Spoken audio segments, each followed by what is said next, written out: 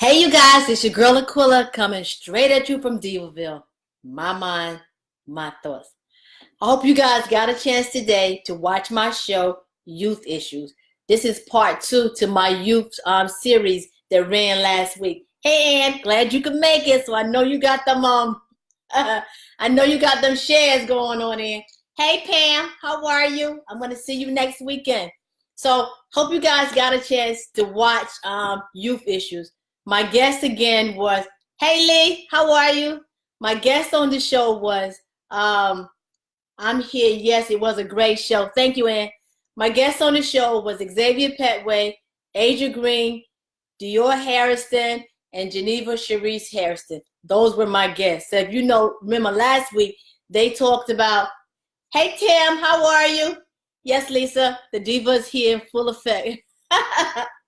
If you watched my show last week, the kids were talking about transferring from childhood to adulthood. So this week, they were talking about, hey, Candy, how are you?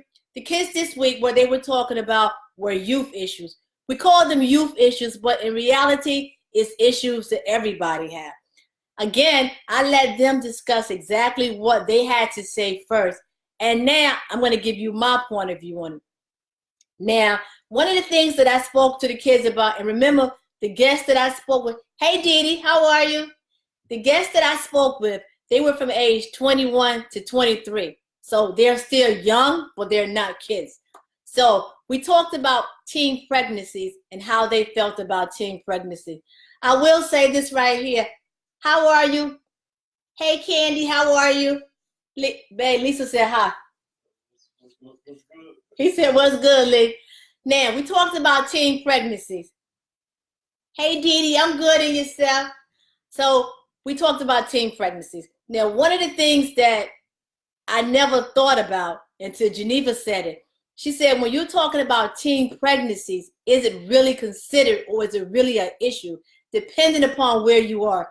Now, she said, when you live in the South, and I don't want anybody to take this personal, but some places in the South, for a person to be 17 or 18 years old and have kids, it's not really considered a teen issue because it's something that happens. They're married already at 16 to 17 years old. They've already started their family. That's good, Candy. I'm glad that you're good.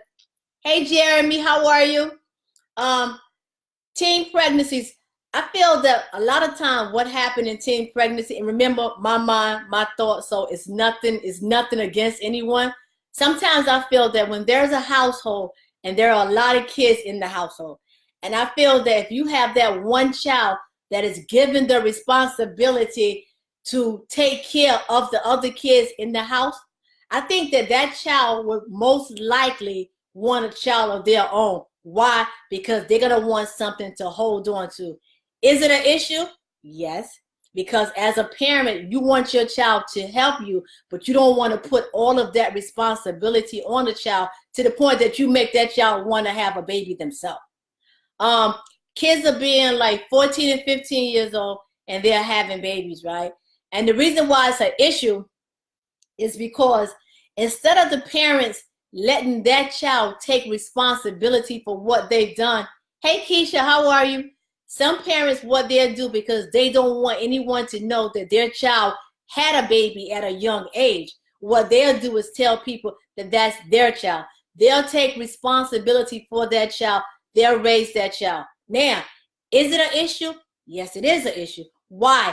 Because if you don't make that child, hey Quado, how are you?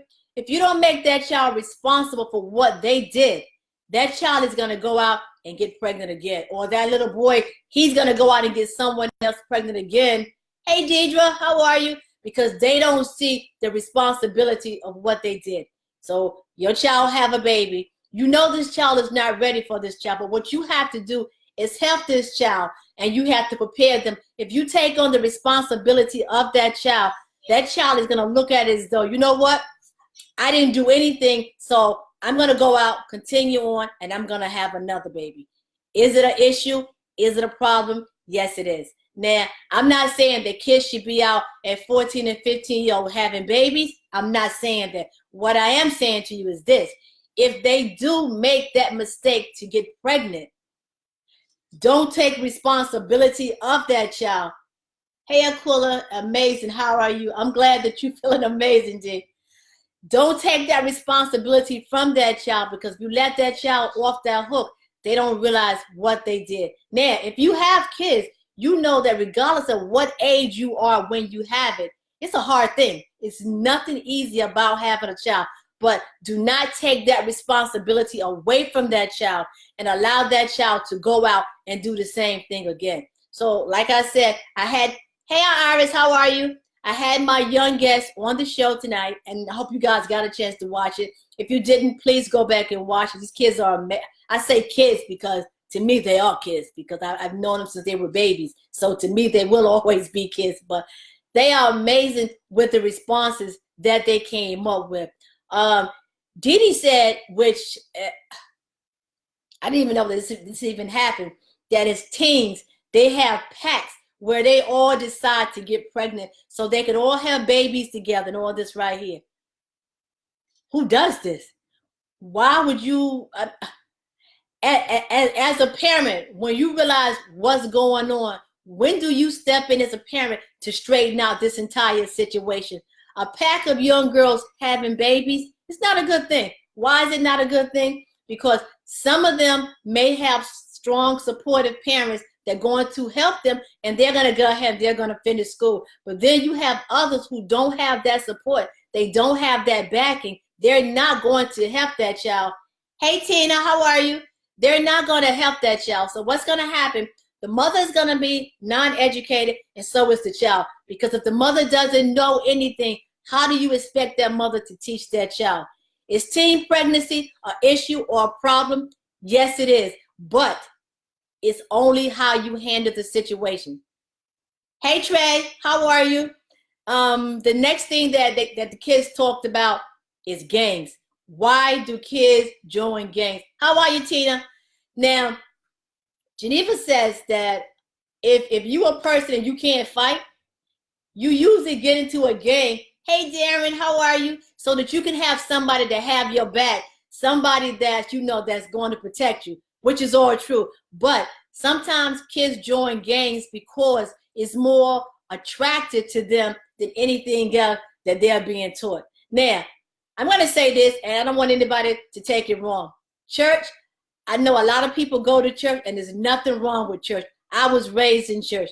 But these kids today that are coming up, unless you can get a hold on them and teach them something at an early age, once they get a certain age, you can't make them go and sit inside of a church. While they're sitting inside the church and somebody's trying to tell them what they should do or how they should act. Out in the gang, nobody's telling them that. In the gangs, they're telling them, yo, you can just go and be all you want to be. If you want to go out there and fight, go out there and fight. Don't worry about it. I got your back. You know what I'm saying? So kids are looking for somewhere to belong. So if you have a child in your home and that child is not getting that attention that they deserve, they're going to go out to find it someplace else. Because if what you're saying here is not attractive to them, they don't want to hear that. They're going to go someplace else to hear what they want to hear. If your child comes home and say to me, not to me, sometimes you have, Tina says sometimes you have no love at home. True. You don't have love at home. So because that child feels unwanted and unneeded, that child is going to go to where they can find what they want. When they join these gangs, they say, you're my brother, you're my sister, we're family, we're all together. And that's what they're looking for. If your child come home and say to you, oh, this bully was picking on me, the first thing as a parent, what you're going to say is, you know what? Okay, you just ignore this bully, don't pay him any mind, and he'll just go away. He'll leave you alone. No, it doesn't happen like that. Now, they're in a gang and somebody's bothering them. The whole gang, their brothers, their sisters, or whatever they consider these people to be, they are going to join in with them, and they're going to help, and they're going to squash the issue. The bully may not bother him no more, and it's not going to bother anybody else anymore. So that love and understanding that your kids need, it has to start in the house.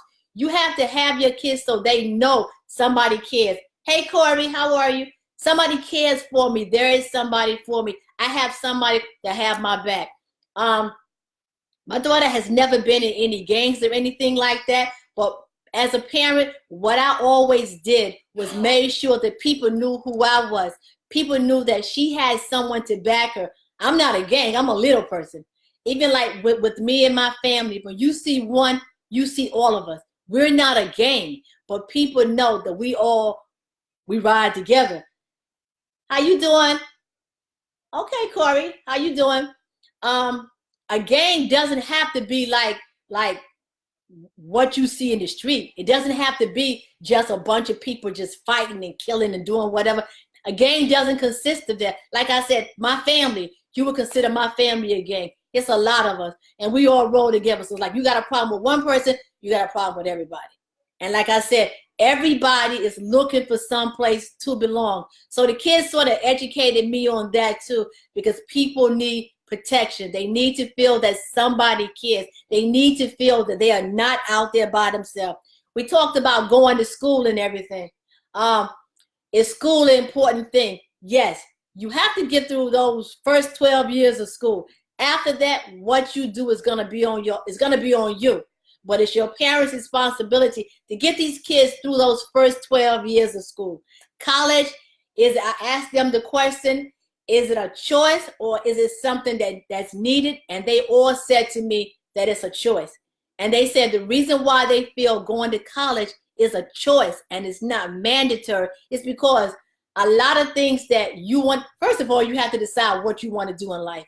Once you decide what it is that you want to do in life, you have to do your research to find out what you have to do to accomplish this. You can go to school, you can go to college, but what they're going to do is give you the basics. So you want to start your own business. You go to school for, I don't know what, 10 years or whatever, so that you can start your own business, right? But even though you went through college and everything, are they telling you exactly what you need? They're giving you the basics. This is what you need to do to set up your business. I'm not saying don't go to school. I'm definitely not saying that, because you do need that piece of paper because it does hold a lot of weight. But what I'm saying is this right here. You have to figure out what it is that you want to do. They're going to give you the basics. Like, it's like building a house. They would tell you, okay, I'll help you build the house. I'm going to give you the foundation. I'm going to give you, hey, Alexis, I'm going to give you what you need to build the house. But the walls and the roof, you got to put that together yourself. Is that something that you're going to learn in school? No. You go to school, they'll teach you about marketing. They'll teach you about promotion. They teach you all of this. But do they prepare you enough to tell you exactly this is what you need to do? As far as your marketing and your promotion goes, hey, Miss Jenkins, how are you? You have to make sure that you're out there. I'll use myself as an example. My husband and I, we do Diva-Villege. Everybody knows about Diva-Villege. But if we could have went to school and the school would tell us, okay, you have to set up Diva-Villege and this is what you have to do. But with setting it up, you still have to promote it. You can't rely on someone else to do it for you. This is something that you have to do for yourself.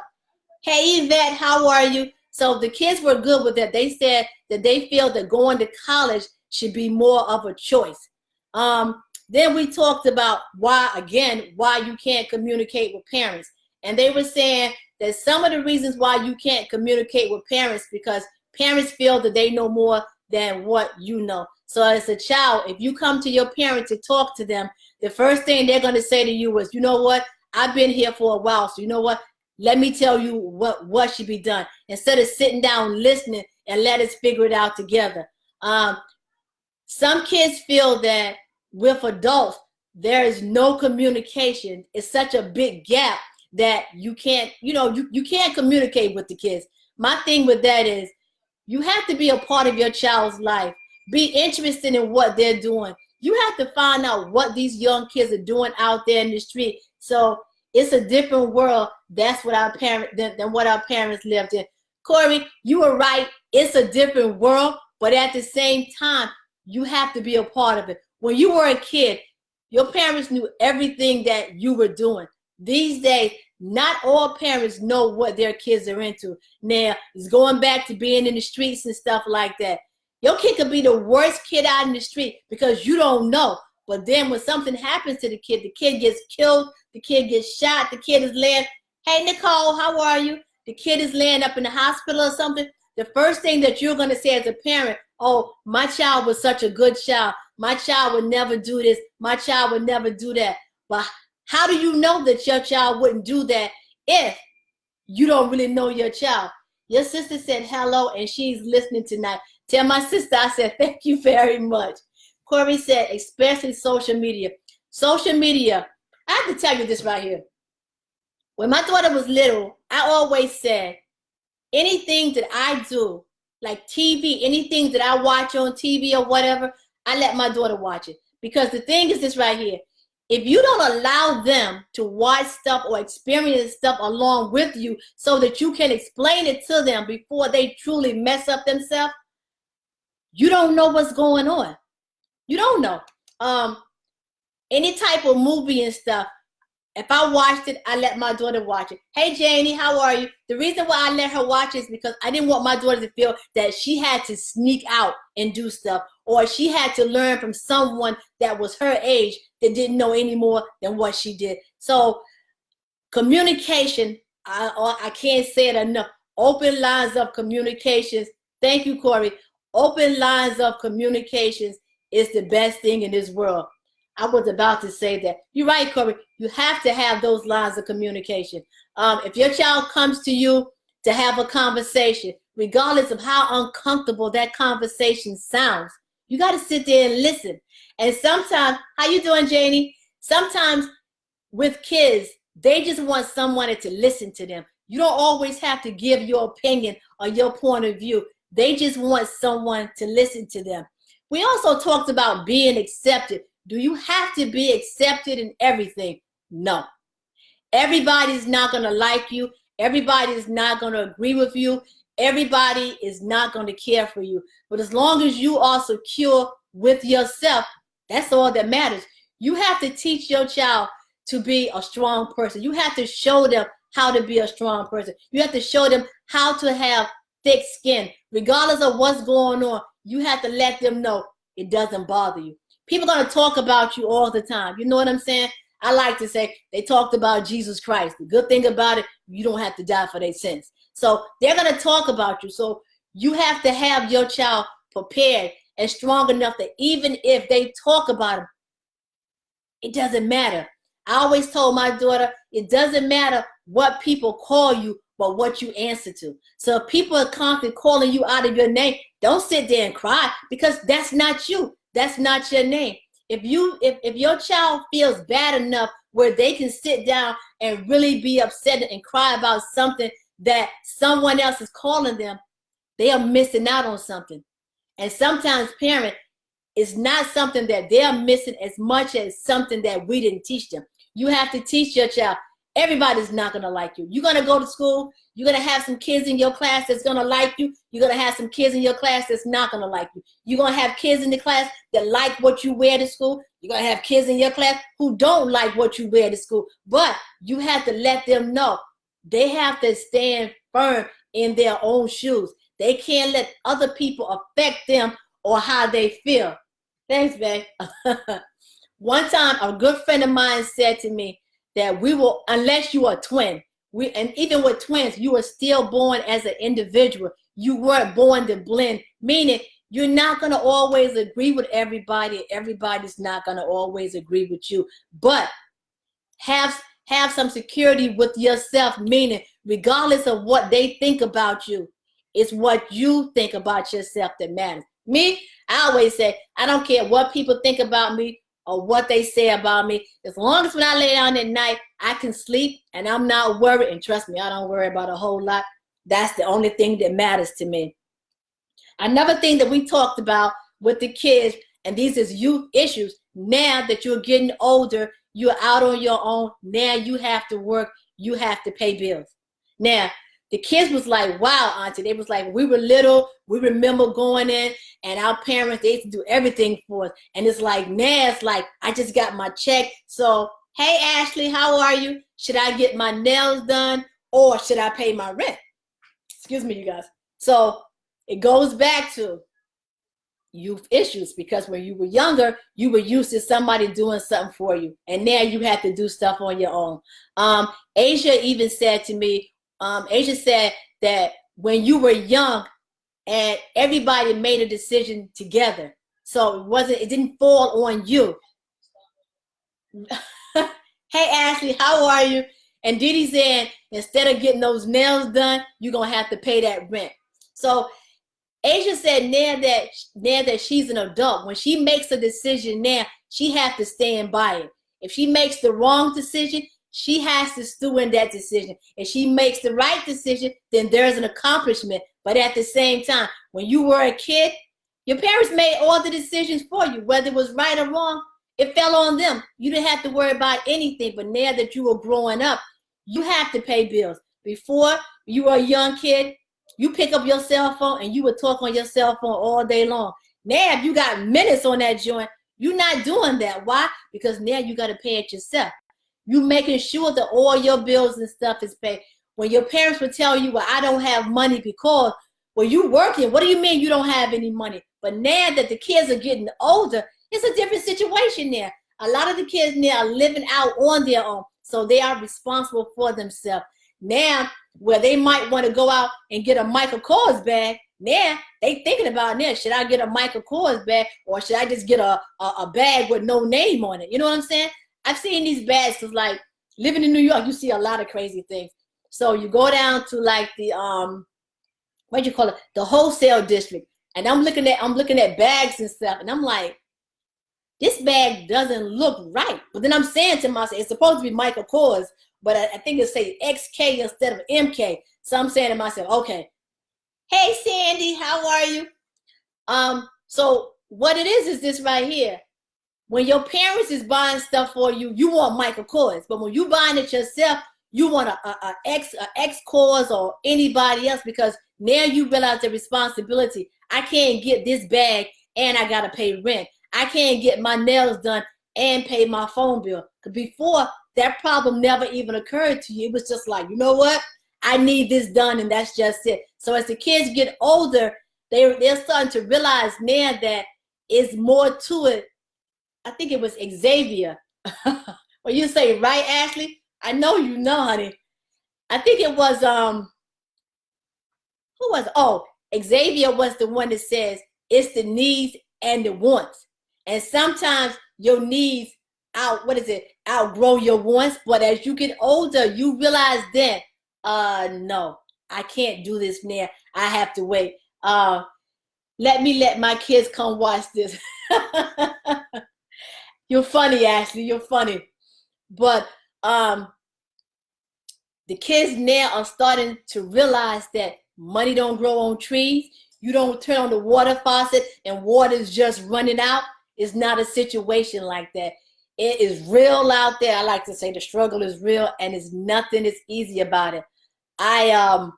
It took me a long time myself before I started to going out and buying designer stuff, because it came down to, do you really want this, or do you really need it, or do you want it? And it was more so wanting than needing, so I just left it. But then as I got older, and I guess at some point my wants, they did outrun my needs, but I do know the difference. Trust me, I know the difference. Then we talked about what is the hardest part about being an adult.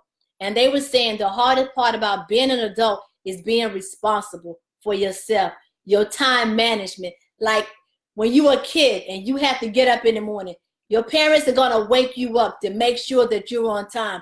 As an adult, if you lay in that bed all day long, nobody's going to come to you and say, honey, get up. You got to go out. You got to do this. You got to do that. It's all going to be on you then.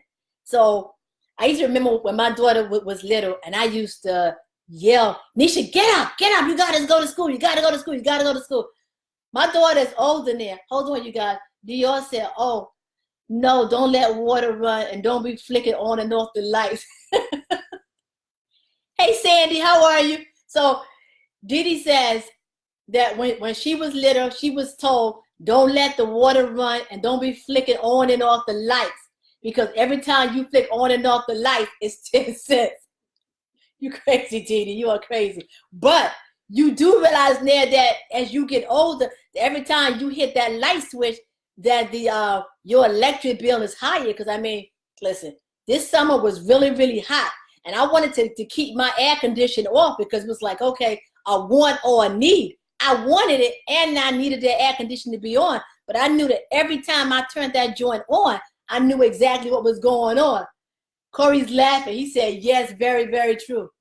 Even like now, when kids come to me, I'll be like, close the refrigerator. Why is the refrigerator door open so long?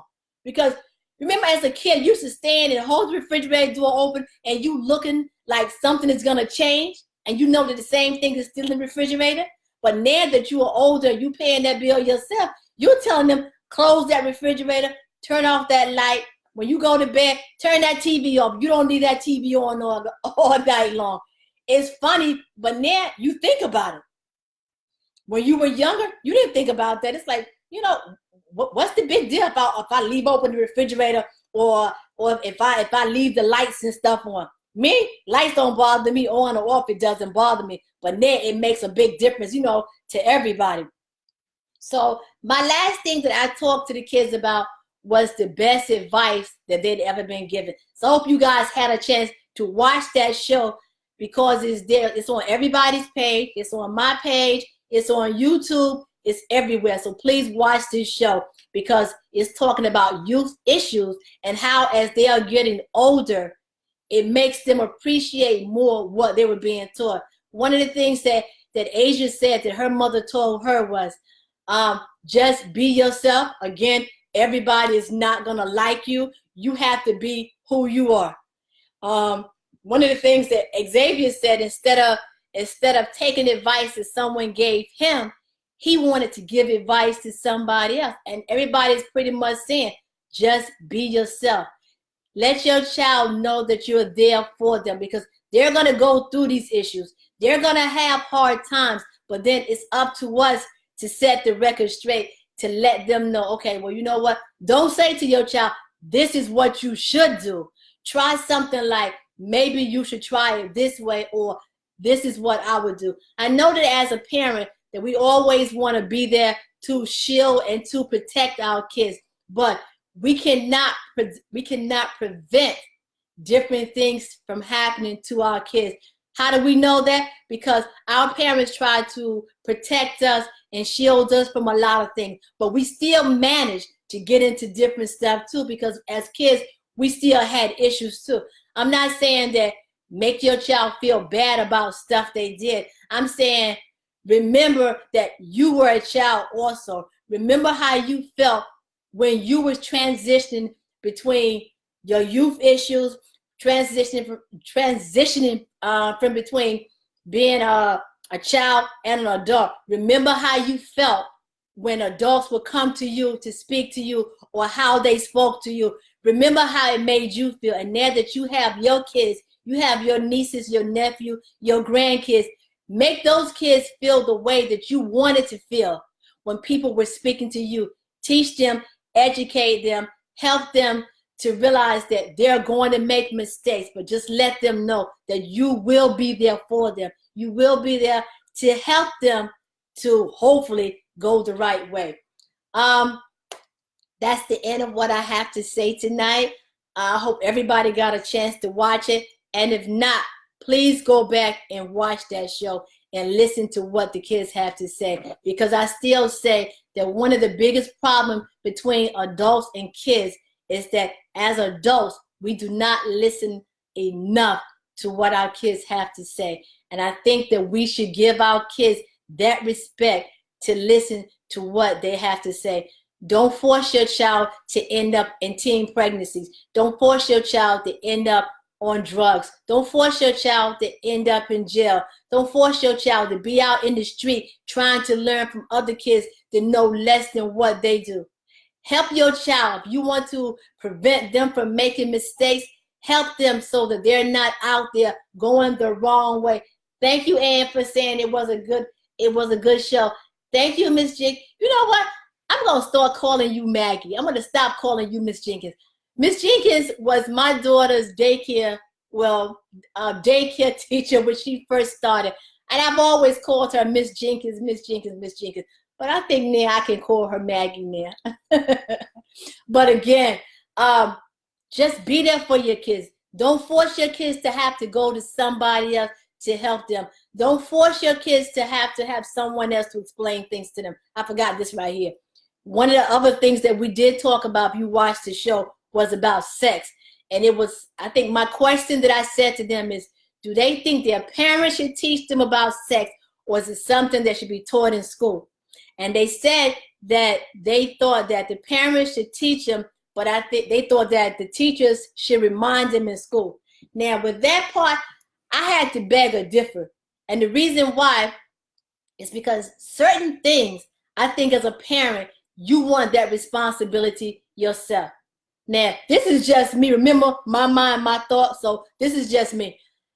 I feel that when it comes down to something as serious as sex, I think as a parent, that's something that you should sit down and discuss with the child. I don't think that's something that you should rely on that teacher to teach your child. Why? Because for one, you don't know what that teacher is saying to that child. And that child is going to come home and only say so much to you about that conversation. They're not going to tell you everything. Not only that, some kids are so secure with their position or with themselves that nothing bothers them. But then you have other kids that when you start talking about sex and stuff like that, this child is going to be embarrassed. Some kids are active, some kids are not. So the ones that are not, they're going to be embarrassed, and something's going to be spoken about, and they're not going to understand it. And because they don't want to be embarrassed in front of their peers, they're going to just sit back. That's why I feel that as a parent, that's your responsibility to explain to your child about sex. Explain to them that it can be good and it can be bad. You know what I'm saying? Everything good to you ain't good for you. That's your responsibility to teach your child. You don't know what they're teaching that child in school. You can they could be telling your child in school, here, you can take these condoms and you can just go on a marathon. You don't know. So as a parent, you tell that child, yeah, you do need these condoms, but is this the right condom for you? You know what I'm saying? You can't have a condom that it breaks. Kids have to know these different things. But in school, what they're going to tell them is protect yourself. Make sure that you have a condom. But condoms don't prevent diseases. They don't prevent AIDS. They don't prevent none of that stuff. So these are things right here as a parent that you have to teach your child. So I'm going to end on that note. And again, I'm saying have an open dialogue with your kids. Be there for your kids. Now, as I always say, all good things must come to an end. Next week is my last show for the season. So please tune in. Please tune in for it because it's the last show for the season. So as I always say, all good things must come to an end. So this is what I need for you to do. I need for you to go to YouTube and subscribe to my channel. DeMarca Management. You go right in. You can subscribe. Leave comments. Good, bad, or indifferent, leave comments. Because if you notice we leave comments, I do go back and I do answer all your comments.